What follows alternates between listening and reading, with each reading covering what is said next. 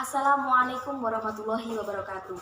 Di sini saya Susanti, nomor KTA 110620010210. Di sini saya akan mempresentasikan ujian SKU poin 8, nama penguji Kak Siska. Rencana kerja gugus depan Gerakan Pramuka Kabupaten Ponorogo Pangkalan SMPN 1 Jabon 2015. Bab 1. Pendahuluan. Poin pertama, umum. A. Dengan keputusan Kuartir Nasional Gerakan Pramuka nomor 137 tahun 1987 telah diterbitkan petunjuk penyelenggaraan gugus depan Gerakan Pramuka sebagai pedoman untuk menghimpun peserta didik yang terdiri dari pramuka siaga, pramuka penggalang, pramuka penegak, dan pramuka pandega dalam satu kesatuan organik yang disebut gugus depan agar mudah dibina dan juga mudah dikelola. B. Gerakan Pramuka merupakan salah satu wadah dan usaha pembinaan generasi muda, yaitu anak-anak dan pemuda yang berusia 7-25 tahun dengan menggunakan prinsip dasar Gerakan Pramuka dan metode kepramukaan yang pelaksanaannya diserasikan dengan keadaan, kepentingan, dan perkembangan bangsa serta masyarakat Indonesia. Kemudian poin kedua, dasar. A. Keputusan Presiden RI nomor 104 tahun 2004 tentang anggaran dasar Gerakan Pramuka. B. Surat keputusan Kuartir Nasional Gerakan Pramuka nomor 086 tahun 2005 tentang anggaran rumah tangga Gerakan Pramuka.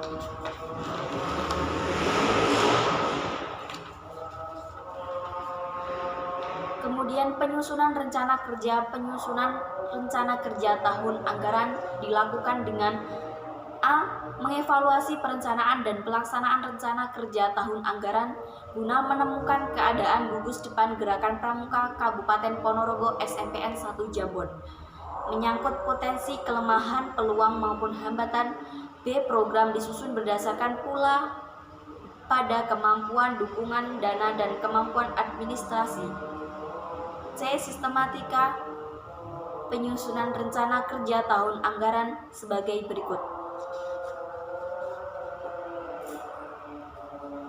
Bab 1. Pendahuluan. Bab 2. Rencana kerja tahun anggaran bidang teknik kepramukaan, bidang kegiatan operasional, bidang administrasi dan keuangan, bidang hubungan masyarakat, bidang sarana fisik. Bab 3. Penutup. Kemudian bab 2. Rencana kerja tahun anggaran. A. Bidang teknik kepramukaan. Poin pertama, melaksanakan musyawarah penggalang. 9. Untuk memilih ketua umum pada badan eksekutif. Poin kedua, memfungsikan perangkat organisasi sesuai dengan tugasnya. Ketiga, memfungsikan peranan dewan penggalang dalam pasukan. Keempat, memfungsikan dewan kehormatan gugus depan. Kelima, mengadakan forum penggalang secara periodik. B. Bidang kegiatan operasional. Poin pertama, menciptakan bentuk permainan yang menarik, mendidik, dan menantang tentang tatap mengutamakan keselamatan. Yang kedua, meningkatkan pencapaian syarat-syarat kecakapan umum atau bisa disebut SKU dan syarat-syarat kecakapan khusus yaitu SKK. Yang ketiga, meningkatkan jumlah pramuka Garuda golongan penggalang melalui peningkatan frekuensi kegiatan. Yang keempat, selalu ikut serta dalam setiap kegiatan yang diselenggarakan oleh kuartir-kuartir maupun satuan pramuka lain. Yang kelima, mengadakan persami sebagai orientasi anggota kelas 7 baru dengan kegiatan yang menarik dan menantang.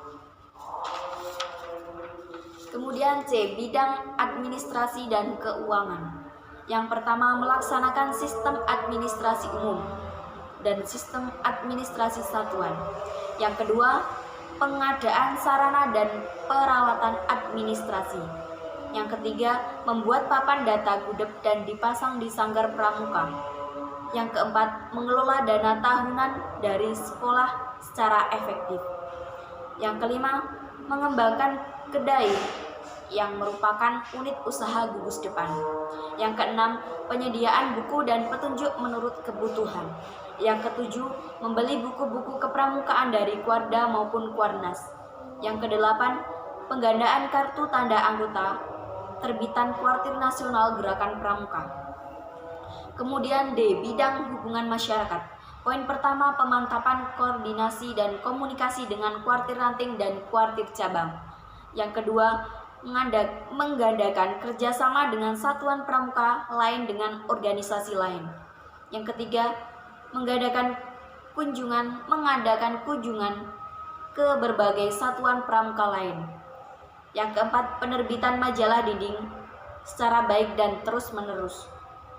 Yang kelima, penerbitan vlog secara baik dan terus-menerus. Yang keenam, peningkatan penyampaian informasi ke dalam dan keluar gerakan pramuka. Kemudian E, bidang sarana fisik. Poin pertama, mengoptimalkan fungsi sanggar pramuka sebagai pusat aktivitas anggota pramuka. Yang kedua, mengadakan pendataan anggota pramuka SMPN 1 Jabon sekaligus memberikan label pada barang-barang investasi milik Gudeb. Yang ketiga, mengadakan perbaikan barang dan perlengkapan kepramukaan yang rusak. Yang keempat, menambah barang-barang inventaris secara bertahap. Kemudian bab 3 yaitu penutup.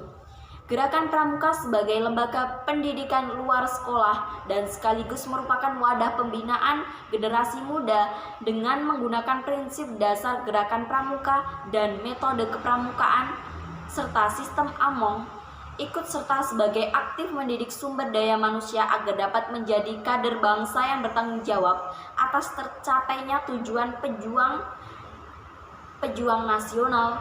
Untuk itu diharapkan agar semangat kerja dan rasa pengabdian yang tinggi serta kerjasama yang kompak dan serasi terutama dalam lingkungan gerakan pramuka maupun instansi kepemerintahan dan masyarakat. Semoga Tuhan Yang Maha Esa senantiasa melimpahkan taufik dan hidayahnya kepada kita semua dalam membina dan mengembangkan sumber daya manusia melalui pendidikan kepramukaan, sehingga menjadi warga negara Indonesia yang Pancasila, manusia yang berbudi pekerti luhur, kader pembangunan dan handal, serta dapat menjadi penerus bangsa. Sekian presentasi dari saya. Terima kasih. Ada kurang lebihnya saya mohon maaf yang sebesar-besarnya. Akhirul kalam. Wassalamualaikum warahmatullahi wabarakatuh.